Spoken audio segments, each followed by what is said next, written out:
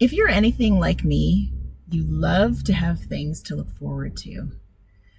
All of us have our daily routines and we make our way through them, some of them happily, some of them a bit begrudgingly.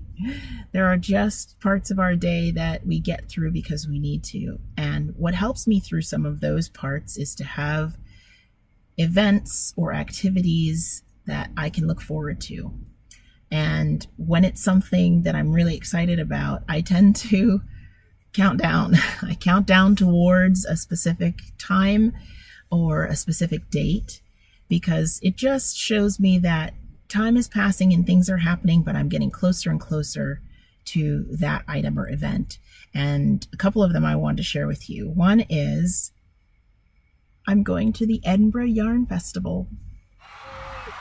In March 2018, I will be traveling to Edinburgh, Scotland to attend the Yarn Festival that takes place in the middle of that month. I'm beyond excited. I made the decision, as some of you may have heard on Instagram or through my travel mate Maria's podcast, I made the decision to attend this fiber festival, visit Scotland, tour around, and just have a generally great time meeting makers from all over the world by way of this event. And I'm thrilled. I'm very grateful and humbled and excited to be able to do something like that. So of course I had to start a countdown. So I hopefully will be able to put here the number of days until I attend the festival. I'm at about 152 days from the day that we travel. And Maria and I are flying over there from here in the US, and we're looking forward to the festival itself, of course, and about 3 or 4 days, full days worth of activities and social events and meetups. And then we've added a couple of days onto our trip so that we can tour some of Scotland. We're both very excited about that part of the trip as well, because I have never been to Scotland, and though Maria has, it's been some time for her. So there are going to be new adventures waiting for us. We're hoping to hike the hills and see some castles, eat some great food, and discover some new places. And then retire back to our Airbnb and squish all the new yarn that we will undoubtedly have purchased. Speaking of new yarn, I am currently on a cold sheep adventure. Some of you have known about the Stash and Burn podcast for a long, long time, are familiar with the concept of cold sheep.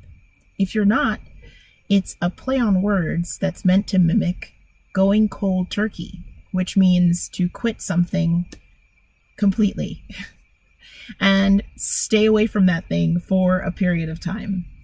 To go cold sheep means not bringing in new yarn to your stash.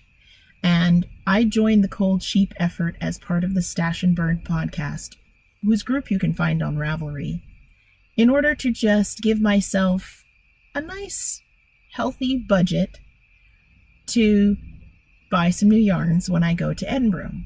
So this effort was supported by my friend Kelly of the Celtic Cast On podcast. She and I decided to pick a date and only work from our stash until that date, which happens to be her birthday in February of next year.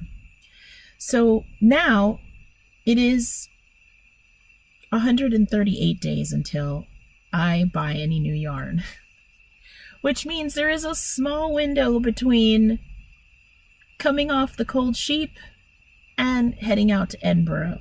But I'm going to try to be good and continue to work from stash right up until the festival. In the meantime, I've had a really fun adventure diving back into my stash. Even though so many dyers and makers are coming out with gorgeous things, I'm trying to resist. And some of my recent purchases have been non-yarny purchases that are meant to help me knit from my stash. This first one is a book called By Hand Making Communities. And I bought lookbook number 4, which is focused on the Puget Sound area. And that's out in the Northwest United States. This book is full of gorgeous photos, really informational articles. I go to Seattle, which you can see here.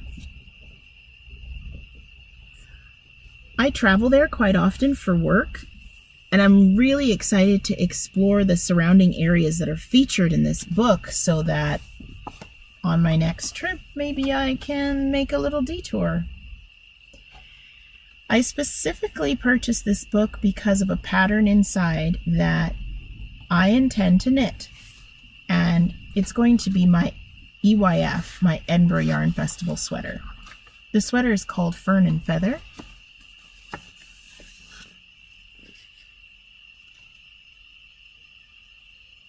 It's a long sleeve pullover designed by Jennifer Steingass.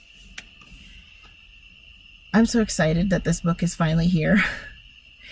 I went online on Ravelry to look at the pattern page and thought, well, I guess I could wait until the pattern is individually released.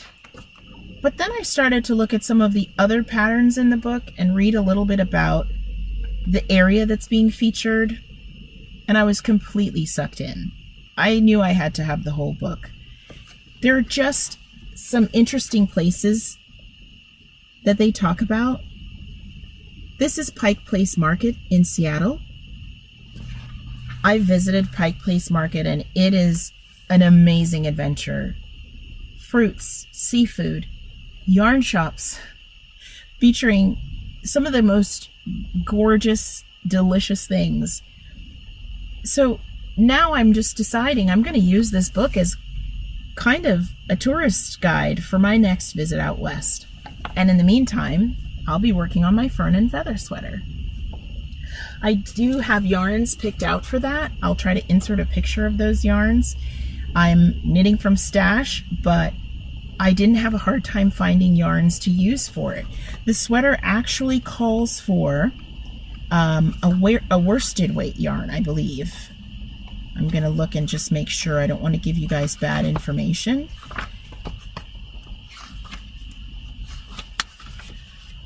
So it's a top-down Icelandic-inspired stranded yoke sweater.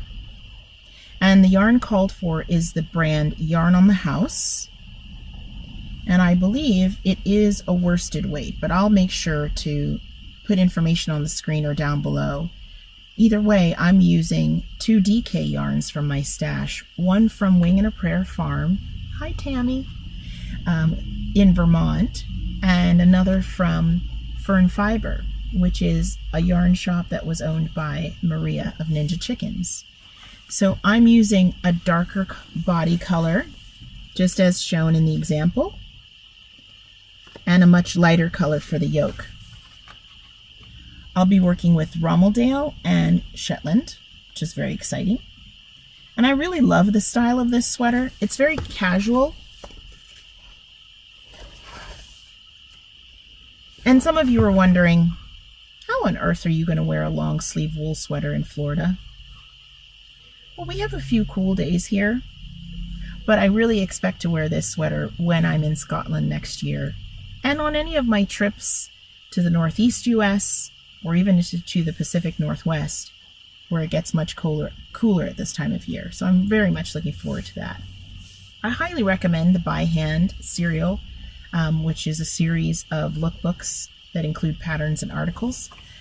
I think it's the way things are going now. We had magazines like Interweave and Vogue Knitting at one time. I think they had a really big presence. And now this style of lookbook with recipes and patterns and articles seems to be a lot more common these days. I'm enjoying it because I feel that it's something I can flip through a lot.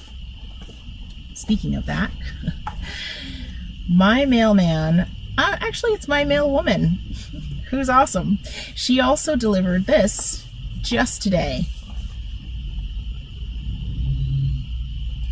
Now, according to a podcaster that I really enjoy, whose name is Hannah, who lives in Kuopio, she is in Finland, and Maria told me that Hannah says this is pronounced Laine. Hannah, am I saying that right? I hope so. I've been saying Lane magazine. It's Laine, which I think sounds cool. This is issue number 3 of the magazine, and it features some amazing yarns, and the yarns are featured in depth. You hear a lot, you read a lot about how they're made, where they're made, and their origin. It also has recipes, another theme that seems to be common amongst the new style and new format of magazines. And then, of course, it has patterns included. One of the patterns that really caught my eye was the bracket hat. So here's a picture of that.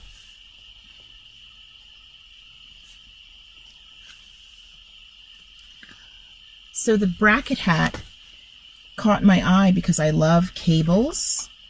I feel that a squishy wool cable just really puts a lovely touch on a hat. This pattern is by Whitney Hayward and is one that I'm very much interested in knitting. Hats make great portable projects.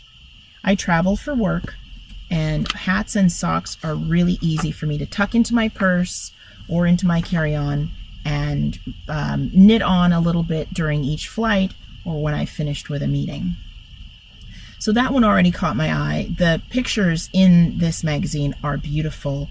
I think that the flipping through that I do for the most part is looking at the pictures. Eventually I know that I will get to the point of reading some of these articles because I'm interested in the topic, and a lot of the yarns are new to me. I had not seen them or used them before.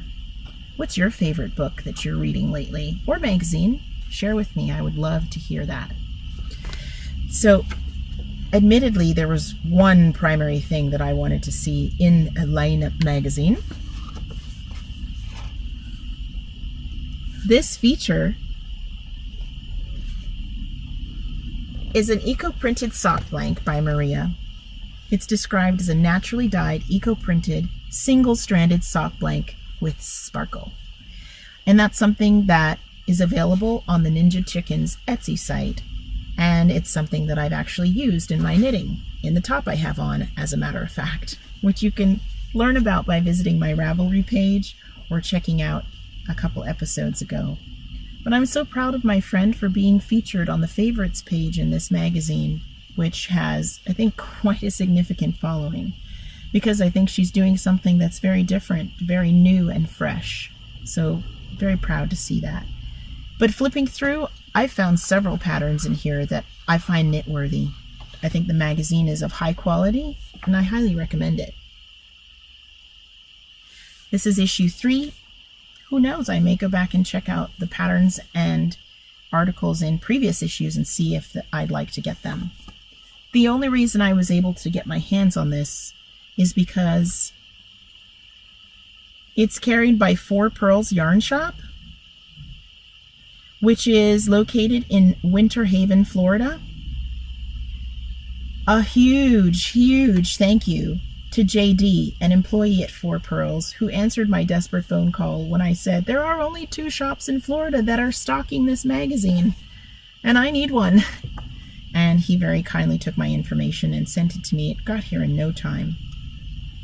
So if you're near or in Winter Haven, Florida, check out this great yarn shop, 4 Pearls. Very grateful to be able to get the magazine without having to have it shipped from very far away. Go green.